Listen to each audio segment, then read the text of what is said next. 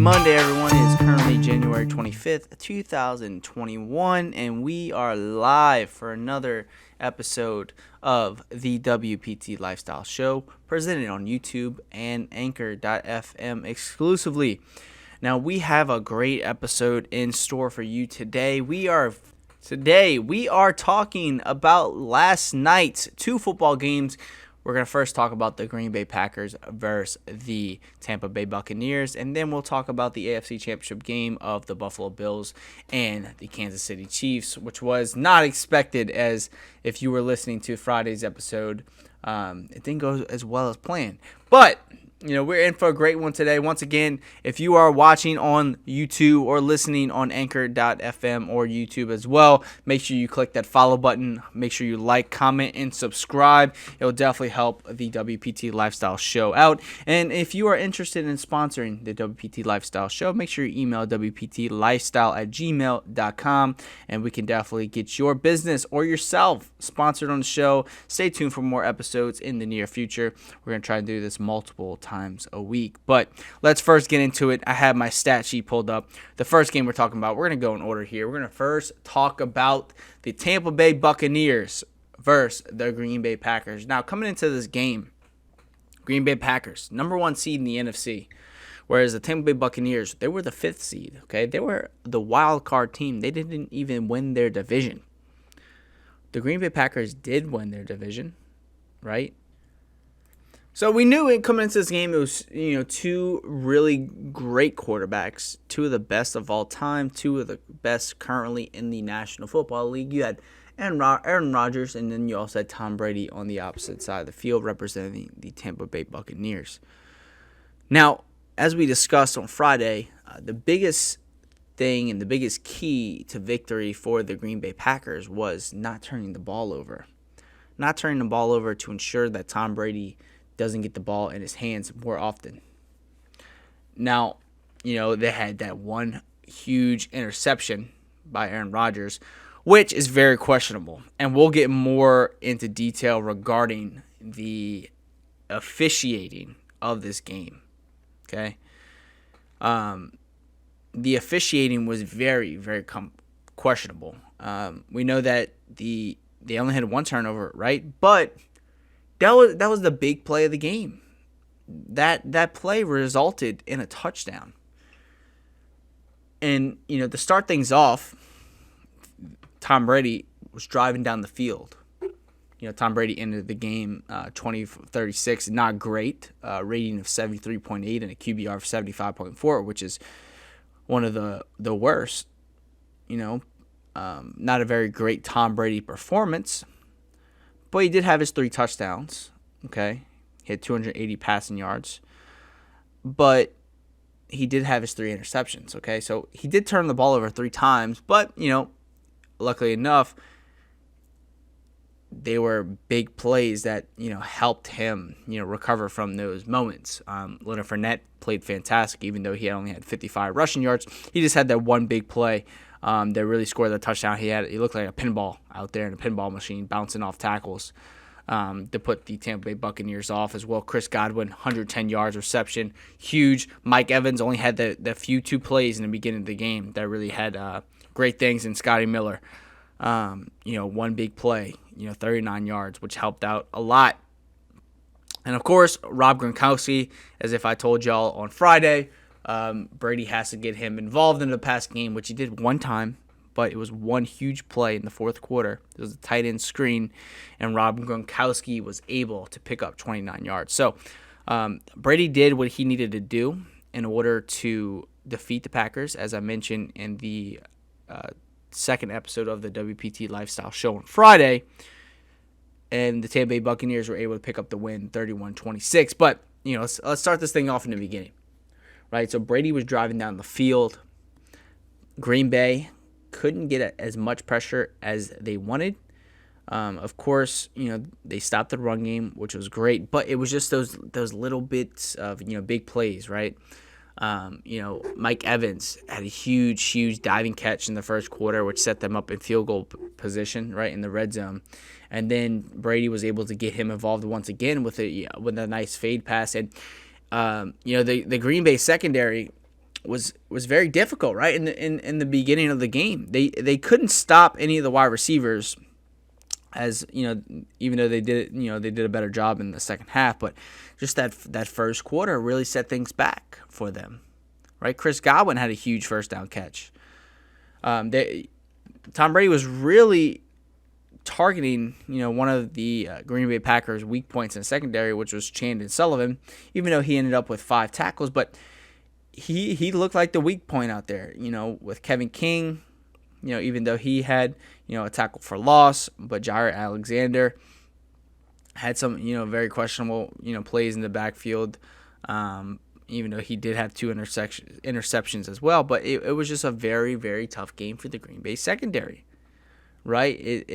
It's not like you saw Tom Brady, getting sacked a lot, even though he did get pressure in the second half. It was just that first quarter that was huge for, the Tampa Bay Buccaneers.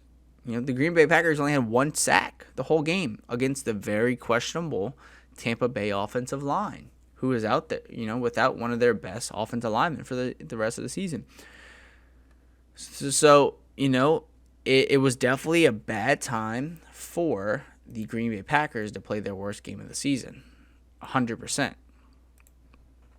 They were able to get the ball back in Aaron Rodgers' hands, and Aaron Rodgers, he did Aaron Rodgers things. Of course, the first quarter flew by really quickly, and then by the time they got another possession, the quarter was over. So they were able to do that, but then, once again, Tom Brady doing Tom Brady things. He's just driving the ball down the field, and now all of a sudden it looks like we have a game, right? When Aaron Rodgers is able to put up 7 points. They got the field goal by Mason Crosby right there. And Tom Brady comes back and gets another touchdown from Leonard Fournette. So it's 14-10. Okay. So we're back, late in the second quarter, about, I think about a minute to go. And here's where the first officiating, red flag, right, that I see comes into play.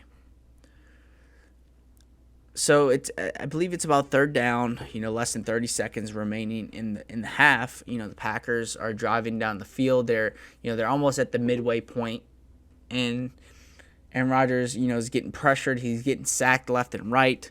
He was sacked 5 times, which was tough because the Packers definitely missed David Bakhtiari. And all of a sudden, here comes Sean Murphy-Bunting, who did have an interception the week prior against the New Orleans Saints, but he did similar thing what he did to Mike Thomas, how he got that interception against Drew Brees. The way he held Lazard right there, I think they should have thrown that flag, right? I think that's pass interference. I think he was pulled back. You can just see the way his right shoulder turned backwards, which was very questionable to me, and which is why I think they should have called the flag right there. That was definitely defensive pass interference, and that changed the outcome of the game. So Aaron Rodgers picks up his first and only interception of the game right there, and Sean Murphy-Bunting picks it up. And now Tom Brady has the ball in his hands in field goal position, or right outside of field goal position, right? They're about 15 yards away from being in field goal position officially. So they're gonna try and get things rolling. So they end up getting a 4th and 3, right? They're around I say like the 45-yard line, I believe 45, 40, somewhere around there. So just outside of field goal position, about 10 seconds remaining, and they end up they call timeout, and so they brought before they called timeout, they brought the punt team out. And so they were like, all right, we're gonna punt this thing. But then another timeout was called, and so they bring Brady back out in the field. And they decide to go for it. They give it to Leonard Fournette. They pick up the first down. And all the Green Bay fans are like, all right, what's going on? Less than 10 seconds remaining. We got to stop Tom Brady. Tom Brady, if not, he's going to do some Tom Brady things and really get, potentially score here. So you're officially in the field goal position, right? But they decide to go for one big play. And if I am the Green Bay Packers defensive coordinator, how do you let this happen? You only had a single high safety back there, knowing that Tom Brady is going for the end zone, and you don't stop this? This was probably the worst defensive play call of the game. This changed the whole game because Scotty Miller, picks up the reception, and he scores, right? It was a 39-yard touchdown. So you gave up 39 yards on one play, changed the whole outcome of the game right there. And so that then puts, Tampa Bay up 17-10 going into half instead of 14-10. I'm sorry. No, they put it 21-10 instead of, what should have been a field goal, which would have been 17-10. So the Green Bay Packers go down 11 points. But that is something that should not have happened. Scotty Miller shouldn't have been able to make that play. You knew they were going to go throw it deep. They're not going to run the ball right there, right? You have Tom Brady. You should at least have, two high safeties back there. But once again, the lack of pressure on Tom Brady was crazy. He was only pressured 5 times compared to Aaron Rodgers pressured 32 times, and he only had 5 sacks. Tom Brady was pressured 5 times, and Green Bay Packers only had 1 sack. That's huge for the outcome of the game. And and then this is where the Green Bay Packers, they go down 28-10. 28-10. At this point, I'm like, this game's over with, right? Tom Brady is doing it again, right? No guys are really picking up the slack on the Green Bay defensive end. Of course, Aaron Rodgers, he tries to throw it to, Devontae Adams. He had 9 receptions on this game, 67 yards. But, with Lazard, 3 catches, 62. Mercedes Lewis, 3 of 28. His favorite guy this game was Marquez Valdes-Scantling. Marquez Valdes-Scantling had 4 receptions, 115 yards, which is great. That's everything and more that you wanted from him. He had a touchdown as well. A 50-yard reception as his longest. He was targeted 6 times, so it's not bad, right? But it's the defense, right? The defense didn't get those big stops that you needed to. So we go into the second half, right? 28-10, as I mentioned. All of a sudden, boom, the Green Bay secondary comes out of nowhere. Pick. We get another one. We have 3 picks in the second half by the Green Bay secondary. Right, 2 from Jaire Alexander, as I mentioned, and 2 from Amos, and 1 from Amos. Huge plays that should have resulted in points. Okay, so of course you get 13 points. You from the Green Bay side, they did go for 2 once, which they didn't get. So they were able, that turned that into a 28-3 game, 28-23 game, going into the fourth quarter. So now you're like, all right, we're in this game. We're only down 5 points. We're only down 1 possession. So as we fast forward, once again, Aaron Rodgers is getting pressured left and right by the Tampa Bay defensive line, Jason Pierre-Paul, Shaq Barrett, Ndamukong Suh, Vita Vea, all those guys. The Devin White was phenomenal, 15 total tackles on the game, compared to the highs for Kevin Clark, 8 tackles for the Green Bay side of things. But the main factor, once again, in the second half, they got all those turnovers, but you couldn't do anything in the run game, right? Obviously, you're playing catch-up here. Aaron Jones was the leading high rusher for the Green Bay Packers with 27 yards. That stuff can't happen. They only ran the ball 16 times, right? They threw the ball 48 times. Which is it makes sense when you're down so much, but when it's a 28-23 game, you gotta play, right? So then they get a field goal, which is 38-23, and they're only down 1 possession, right? They're down a touchdown and 2-point conversion. Here's where it comes again by Matt LaFleur, which is very questionable, right? So they're driving the ball down the field, less than 3 minutes remaining in the game. Aaron Rodgers, makes some great throws. It looks like they're getting the running game back. They're picking up some yardage, with Williams and Dillon back there in the backfield. And, you're in the red zone. So it's, I believe it's 2nd and goal, 3rd and goal, where it was a very questionable decision by Aaron Rodgers where he stepped up in the pocket. He forced a throw, even though it was incomplete. He had a running room there. He had running room where he can just run to the right side. Now, I did see, you had 2 Packers linebackers. They're quick and speedy on 1 receiver right there in the middle of the field. But that maybe he thought he could, he would have been tackled before a loss, but there's no reason why you shouldn't be going for the play, right? This is the season's on the line here. You got to lay your body out and try to score that touchdown. We know Aaron Rodgers is tough, but it was very questionable on that play where he didn't run. So, it's fourth down, and all of a sudden Matt LaFleur, instead of going for the fourth down, going for it for the touchdown, he decides to kick a field goal. This is something you cannot do, right? You can't put the ball back in Tom Brady's hands. What are you doing, Matt LaFleur? What are you doing? That was a horrible decision, because either way, if you don't get that play call, if you don't score right there, it's okay, because Tampa Bay has the ball on your less than 5 yard line. Less than 5 yard line. And you have 3 timeouts left, plus you have the two-minute warning. So just go for it. Well, there's no reason not to go for it. So they decide to kick the field goal, then make it by Mason Crosby. It's now a 31-26 ball game, but you're still down 5 points. You don't go for the onside kick. You decide to kick it deep. And, So here we go. You got 3 timeouts left, as I mentioned. About 2 minutes remaining in the game.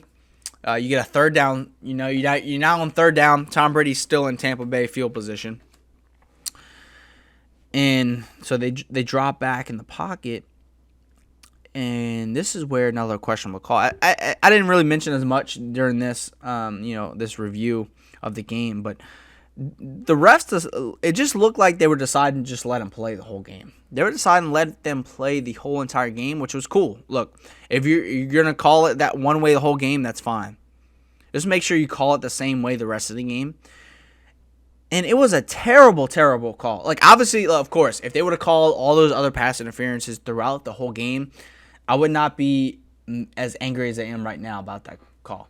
But the fact that they did not call other pass interferences throughout the game, but they decided to call that pass interference in the game, that is totally outrageous by that officiating crew. Totally outrageous, because that is just not only a bad call, right? But that screwed the Green Bay Packers over. Like I mentioned, if they would have called all the other penalties throughout the game the same way, it would not be a big deal. But the fact that they decided to call that play, right? Yes, of course, the Packers offender was, getting a little handsy. But you got to be consistent, right, for the integrity of the game. Not because it's just Tom Brady back there. And that's just my 2 cents. Whether you agree or disagree, right? In order for the game, to continue to grow, not look like it is, rigged, let's say, which I don't think it is. But the factor that you decide to do that was totally outrageous. And then Tampa Bay goes on to win 31-26. And then Friday, when I did make my prediction, I did predict 30-18 Packers. So 48 total combined points compared to the outcome, which was 57. A bit short. I did say the under, and they got the over. So the Buccaneers won that game. They're off to the Super Bowl. The first team to ever make the Super Bowl and host it in their home city. And it's going to be a big one for the Buccaneers, looking to bounce back for their first Super Bowl since the early 2000s when John Gruden was at the helm. So now it's enough Tampa Bay, Green Bay talk. Sorry, Green Bay Packers fans, your season is over. What's next for Aaron Rodgers? Who knows? So let's jump into the Bills and Chiefs. Now, this one I thought was going to be a bit more exciting than what it actually was. My main outcome, personally, of this game, what I saw from the Bills, was that Josh Allen and Sean McDermott's offense, they really didn't take that many big plays down the field. When you're playing the Chiefs, you've got to go for those big plays, right? You've got to go for the big plays, the big home run balls, which didn't really happen that game. So let's just talk about the overall outcome of this game first, and then we'll go into the more detailed events. Kansas City Chiefs 38, Buffalo Bills 24. Bills came out hot, very hot within the first few minutes of the game. Got the field goal, which was great. They went for a fourth down call. Excellent call by McDermott. They got it, go for the field goal. Then their second possession, they stopped the Kansas City Chiefs. They got the ball back. Couldn't really do much, so decided to punt it away. Here's the big play, right? Mecole Hardman receives it. He fumbles the ball in Buffalo Bills territory within the 5-yard line. Bills recover about the 2-yard line. Then they run it in. They get the touchdown right there. They go up 9-0. I believe they went for the 2-point conversion or extra point, and they miss. And they miss it there. Tough right there. But that 1 point really didn't decide the outcome of the game. Josh Allen, 28-48 from passing, 287 passing yards, sacked 4 times with a pick. That one pick, in my opinion, it wasn't his fault. Bounced off the receiver's hands, went into the Kansas City Chiefs' favor. Didn't really do much of the game, considering the Bills really couldn't score much. They scored 3 points in the second, 3 points in the third, which isn't going to do anything against the Chiefs. You got to be able to score touchdowns, not field goals. Couldn't do much in the running game either. Josh Allen was the leading rusher with 88 yards, but on the running back side, Singletary had 17 yards, and he was their leading back there. TJ Yeldon, three rushes, 15 yards. As I said, nothing. Passing yards, the deepest pass of the game was 34 yards by Stephon Diggs, who ended the game with 77 passing reception yards. Once again, in order to beat the Kansas City Chiefs, you got to throw the ball deep. Beasley was nice, 7 receptions, 88 yards. But yeah, other than that, really nothing, man. Poyer, the defensive back, was leading tackler, 8 total tackles, and other than that, nothing. Only 1 sack by Jerry Hughes. In order to defeat the Kansas City Chiefs, you got to create pressure. Create pressure back there. Make Patrick Mahomes run. He has the turf toe injury. He had to wear a half-size cleat bigger than what he's used to, along with a steel plate. That's not very comfortable. You saw, when he had to take off in the pocket and run for a first down, you could just tell it was off. Which was not great, man. It wasn't great. If you want to defeat this team, you've got to create pressure, and they didn't. Mahomes he only had 1 sack. He had 1 sack. He's only taken 1 sack, and he wasn't really pressured much, man. He wasn't pressured at all. When he was sacked, he didn't have any loss of yardage. So, it was tough, man. Tough for the Buffalo Bills. They couldn't stop Travis Kelce. 13 receptions, 118 yards, and then freaking Tyreek Hill. 9 receptions, 172 yards. The longest reception being 71 yards. That was huge. Patrick Mahomes doing Patrick Mahomes things. 28 of 38, 325 passing yards, 3 touchdowns with a QBR of 95.8. No interception as well, which was great. Darrell Williams, the dark-headed horse, man. The undrafted free agent, third-year pro. 13 carries, 52 yards, big time with the touchdown, and 13 longest runs. Hardman had a big play when he was handed that jet sweep, 50-yard gain right there. Clyde Edwards-Helaire didn't really do much, but he was effective in the end zone. 6 carries, 7 yards with a touchdown.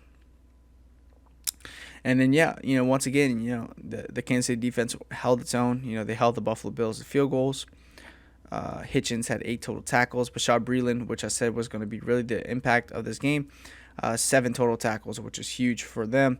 And let's see, Snead, he had that sack. Frank Clark, he was just creating pressure all freaking game. And Kabasaganon with another sack as well. Fenton, he got that pick, gained it for 30 yards after it was deflected off the Buffalo Bills' hands. And then, besides that, Townsend, the punter, was only on the field 1 time. Easy day for him.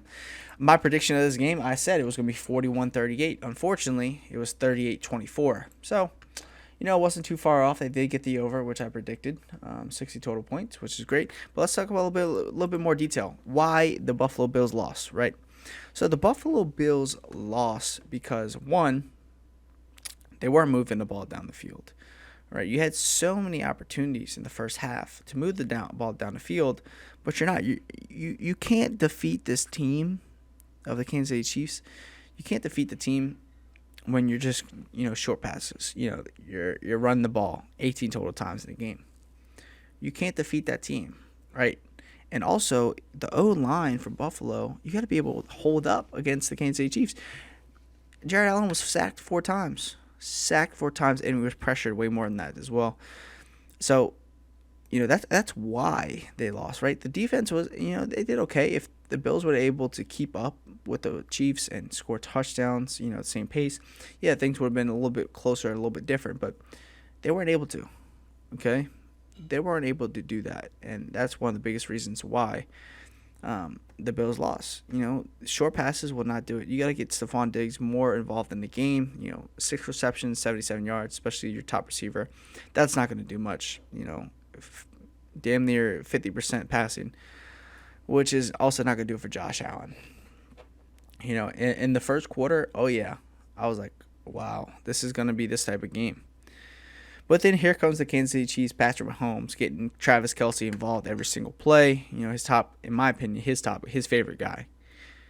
He was just giving it to him. The shovel pass right there in the end zone, which no one expected. He was just throwing it up, lobbing it up in the air for Travis Kelce to catch it as well. And, he did it. He did what he needed to do. The defense held its own, creating pressure the whole game. That's what really, affected Josh Allen, especially being so young. They were able to just pressure, make sure he's not staying in the pocket for too long. And then when the Buffalo's offensive line, they did protect for 3-5 seconds, which is a solid amount of time. No one was open, so he had to scramble around the pocket, and then boom, all of a sudden, against the Chiefs, you got to be quick, and that's why the Chiefs were able to win this game. And as I mentioned before, I did see Patrick Mahomes. He was affected by the turf toe injury, which I didn't really talk about previously. And you could just tell when he's running, he's not comfortable back there. But he was able to do what he needed to do in order to work. But now, if you're the Chiefs, okay, yeah, you have a couple weeks for Patrick Mahomes to recover. They said he'll be able to recover just a bit, even though he's going to have off-season surgery on it. Your O-line is now down Eric Fisher. One of your top offensive linemen's torn Achilles, going to probably be out for the next 7 months. He may not be ready for the next season. That defensive line, that front seven of Tampa Bay is scary. We're not going to talk too much about the upcoming Super Bowl, and we're going to do that in a latter episode. But wow, it's going to be a really great game. And now you're going into a stadium where you did play previously this season. You did defeat the Tampa Bay Buccaneers before. You have one of the greatest quarterbacks of all time, Tom Brady, now one of the most liked quarterbacks, the future of the NFL, Patrick Mahomes, at the helm of the Kansas City Chiefs. Now, my biggest question is, how can the young secondary of Tampa Bay stop Tyreek Hill, Travis Kelce? Because they couldn't in the first matchup. They couldn't at all. So that is really the question to ask as we lead up into Super Bowl 55. But overall, really great performance by the Kansas City Chiefs. No turnovers, excellent. And my key takeaway for the Buffalo Bills before the game was, can Trey White stop Tyreek Hill and Travis Kelce? Obviously, he wasn't matched up on him the whole time, but when he was matched up, it was tough, man. It was tough because the secondary for Buffalo really didn't give Trey White its justice. Tyreek Hill and Travis Kelce combined had over, close to 300 yards combined. Right, everyone else didn't really do much. The receiving for Kansas City, Pringle 22 yards, Darrell Williams 9, Hardman 4 yards, and that's it. Kelce and Hill, close to 300 yards combined. 26 targets total. Okay, so it was tough. Josh Allen. I'm gonna say that interception wasn't his fault. That interception was not his fault. It bounced off the receiver's hands. But in order to defeat the Chiefs, you got to go for the home run calls. I did like the way they did that fourth down. They went for it early on in the first quarter when they did get the first down call, which was great. It was good. But the Buffalo Bills have a very bright future ahead of them, and this could be a matchup that we see for the next 5 years, year after year. I mean, the two best quarterbacks in the AFC, Josh Allen, Patrick Mahomes. Patrick Mahomes got that huge contract. I'm expecting Josh Allen to get a huge contract as well. Not as lucrative as Patrick Mahomes, but it's going to be one of the highest paid quarterbacks in the league for sure. He has a bright future ahead of him. Sean McDermott's doing such a great job. But if I'm during the offseason, you got to pick up another receiver, as well as boost up that defense, right? You got to boost up that defensive line. You got to create more pressure, like the Kansas City Chiefs did against Buffalo Bills. So, as I mentioned before, my prediction was 41-38. It was close. It was not as close as I expected, 38-24. It happened. So, stay tuned for more episodes in the near future. As always, before we head off, if you are interested in sponsoring or having your name mentioned or company mentioned in an upcoming episode, make sure you send me an email, wptlifestyle@gmail.com, and we could definitely make sure you get featured or your business gets featured, and we could discuss more. Make sure you check out all the social links in the description box, or if you're listening on anchor.fm, make sure you check out all of the links on our profile. Make sure you like the video. Make sure you subscribe as well on YouTube. Leave a comment down below what your predictions are for Super Bowl 55. We have a few more podcasts coming this week, so stay tuned in the near future. My name is Wes. I'm here today with the WPT Lifestyle Show exclusively on YouTube and anchor.fm.